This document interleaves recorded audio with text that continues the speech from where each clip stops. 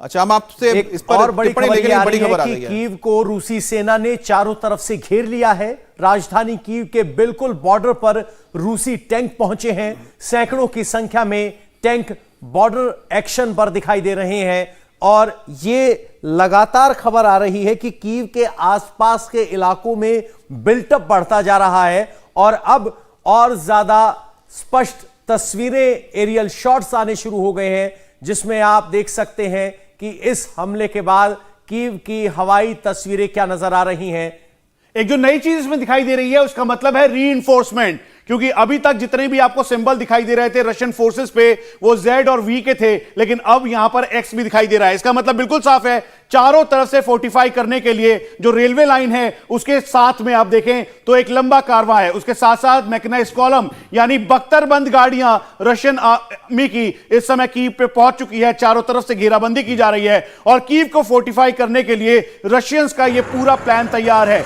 240 घंटे होने वाले हैं। इस 240 घंटे में टैक्टिकल हॉल्ट के साथ रशियन फोर्सेस आगे बढ़ती हुई नजर आई। तस्वीरों में देखेंगे तो बख्तरबंद गाड़ियां जिसके अंदर एक साथ 10 जवान आसानी से किसी भी जगह जा सकते हैं, एम्फीबियस ऑपरेशंस में भी कारगर है और वो दिखाई दे रही है। उसके अलावा सेल्फ प्रोपेल्ड गन, साधारण शब्दों में समझ लें तो ये वो तोपें हैं जो चलते हुए फायर करती हैं। उसके अलावा टैंक्स हैं और ये धमाके के साथ पूरा एरिया को एक और बड़ी खबर आ रही है मनीष, रूस के हमले में कैसे तबाही मची है इन तस्वीरों से स्पष्ट हो रहा है।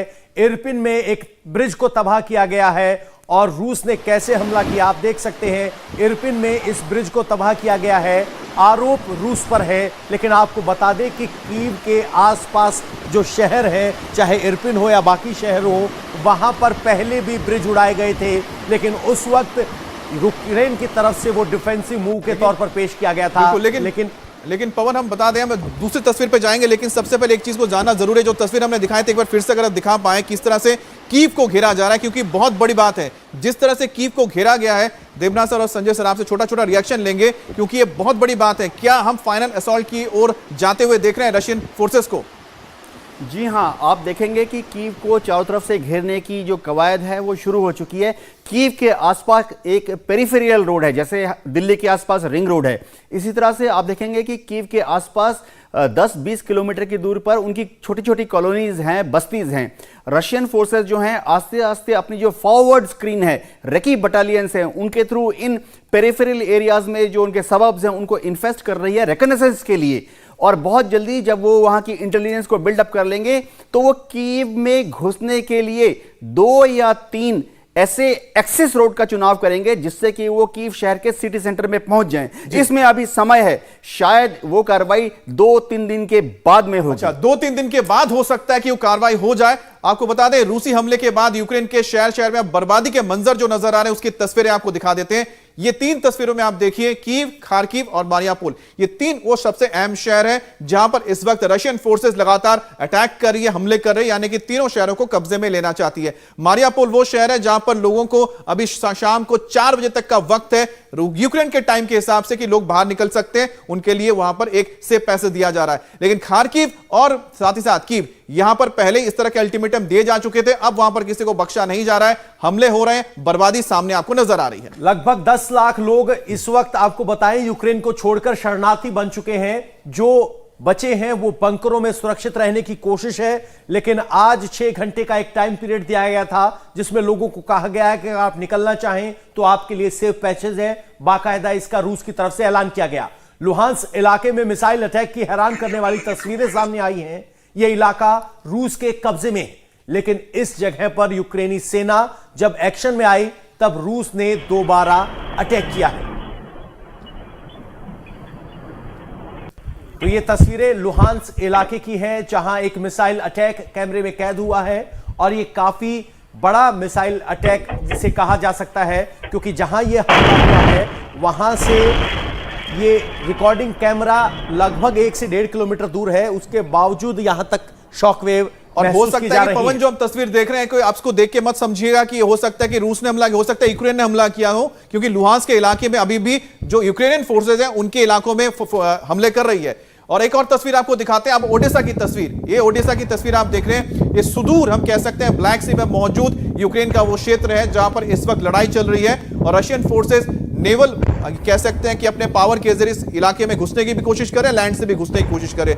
उसी वक्त यहां पर आप देख सकते हैं एक पुल को उड़ा दिया गया है। अब ये साफ तो नहीं है कि रेलवे ब्रिज है या आम ब्रिज है, हो सकता है कि रेलवे ब्रिज हो जिसे उड़ाया गया हो।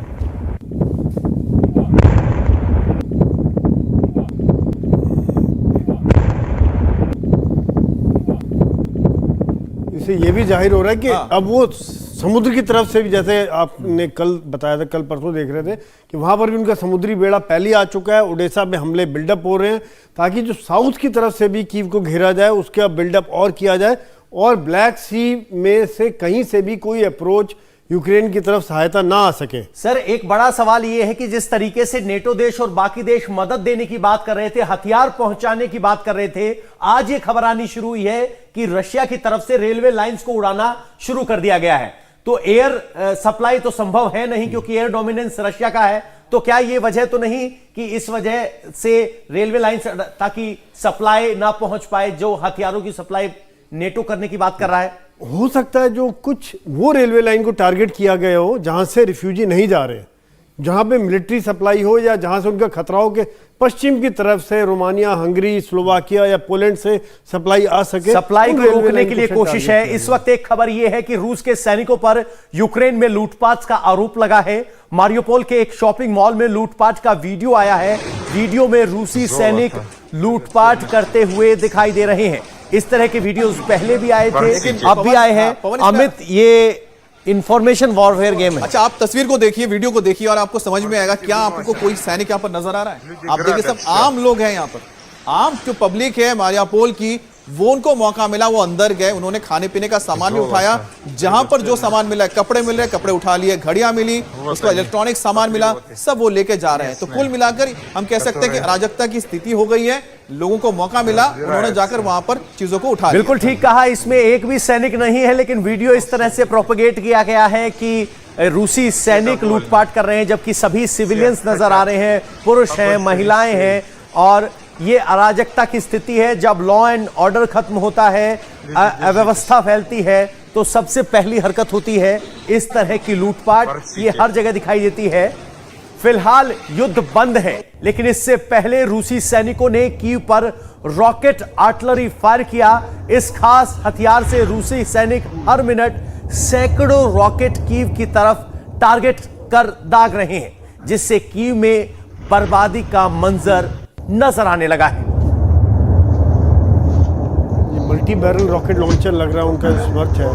तकरीबन 70 किलोमीटर के आसपास इनका रेंज हो जाता है, 65 से 70 किलोमीटर, जहां पर वो बर्बादी करते। देखिए किस प्रकार एक के पीछे एक रॉकेट जो एक शॉक इफेक्ट देता है, वहां पर एक तरह से उस इलाके को पूरी तरह से बर्बाद कर देता है। और ये जहां भी कहीं उनको मिलिट्री पोजीशन की खबर मिली होगी, वहां पर ये फायर किया गया। सोचिए, एक इलाके में लगातार 40 रॉकेट गिले तो उस इलाके में क्या बर्बादी का मंजर होगा।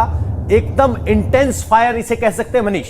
मिनिमम 6 जो इस समय BM-21 ग्रैड है, जो मल्टी बैरल रॉकेट लॉन्चर है, महज 8 सेकंड के अंदर 40 गोले दागने की इसकी क्षमता है। रॉकेट से फायर कर सकता है और क्लाउड पूरा तैयार कर देता है, जिसे पार पाना बेहद मुश्किल है। जहां एक रॉकेट गिरता है, वो 800 बाय 800 मीटर का जो पूरा एरिया है, वो पूरी तरीके से 40 जो रॉकेट्स हैं वो डैमेज कर देते हैं। तो इसीलिए इस समय ये जो अटैक है, ये एक वाइटल इंस्टॉलेशंस पर है। तो जैसे कि आपने सुना कि मनीष ने बताया 800 बाई 800, लगभग 1 किलोमीटर का पूरा दायरा अगर पकड़ लेता है, तो 40 अगर निकलते तो आप सोचिए कितने बड़े एरिया में किस तरह का डैमेज ये करते होंगे।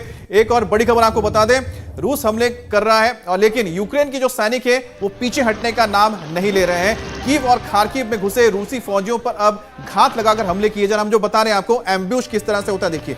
गुरेला युद्ध है, छुप कर जाते हैं, हमला करते हैं, वापस आ जाते हैं। बिल्कुल, ये हिट एंड रन टैक्टिक्स जिसको कहते हैं, कि मारे और भाग जाए। और बड़ा खतरनाक है ये आरपीजी, उसे लग रहा है आरपीजी फायर किया, आरपीजी सही, आरपीजी या जेवलिन ऐसे कुछ फायर किया उसने। इंडिया टीवी हर वक्त हर जगह डाउनलोड करने के लिए सर्च करें India TV news Google play store या ऐप स्टोर पर।